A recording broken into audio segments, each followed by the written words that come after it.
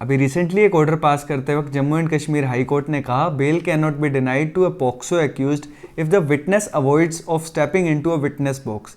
यानी कि अगर विटनेस कोर्ट में आके गवाही नहीं देता तो ये मतलब नहीं है कि हम उसकी बेल लटकाए जाएं जो एक्यूज्ड है। जैसा कि आप सब जानते हैं दो तरह के ऑफेंसेस होते हैं, एक बेलेबल एक नॉन बेलेबल। बेलेबल में आपका राइट होता है कोर्ट के थ्रू बेल लेना।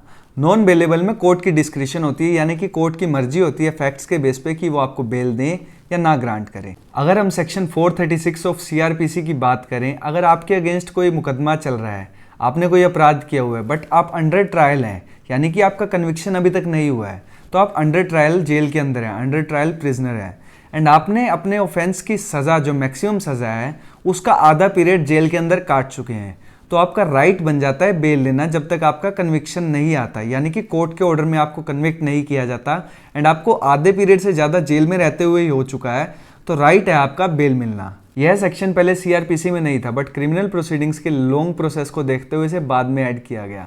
अगर आपको समझ नहीं आया तो मैं एक एग्जाम्पल के साथ समझाता हूँ। मान लीजिए आपने कोई चोरी की एंड आपके ऊपर मुकदमा चल रहा है।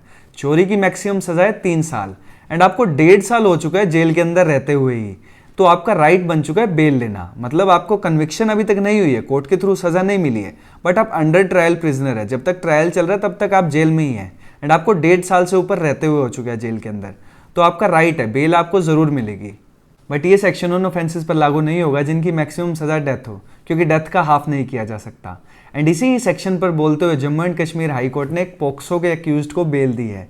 उन्होंने कहा है कि इस सेक्शन में वो किसी को भी बेल देने से मना नहीं करेंगे। पॉक्सो यानी कि protection of children from sexual offences act 2012। इस केस में बेल का ग्राउंड ये था कि विक्टिम साइड से ना ही विक्टिम ना ही उसका कोई विटनेस आके अपनी स्टेटमेंट कोर्ट में देने को तैयार था एंड इसी वजह से ट्रायल ही आगे प्रोसीड नहीं कर पा रहा था। इन्वेस्टिगेटिंग एजेंसीज जो इन्वेस्टिगेट कर रहे थे वो भी उनको लाने में असमर्थ हो गए थे। जैसा कि आप सब जानते हैं कि किसी भी केस की स्टार्ट एफआईआर रजिस्टर होने से होती है।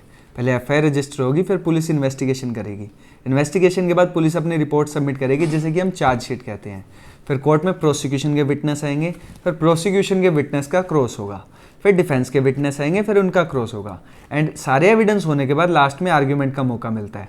बट यहाँ पर तो प्रोसिक्यूशन के विटनेस ही आने को तैयार नहीं थे, तो ट्रायल ही नहीं स्टार्ट हो पा रहा था एंड वो जो अंडर ट्रायल प्रिजनर था उसको सज़ा काटते हुए एज अंदर रहते हुए जो मैक्सिमम सज़ा है उससे आधा पीरियड से ज़्यादा पीरियड हो चुका था, तो section 436A of CrPC applicable हो रहा था, तो उन्हें बेल दे दी।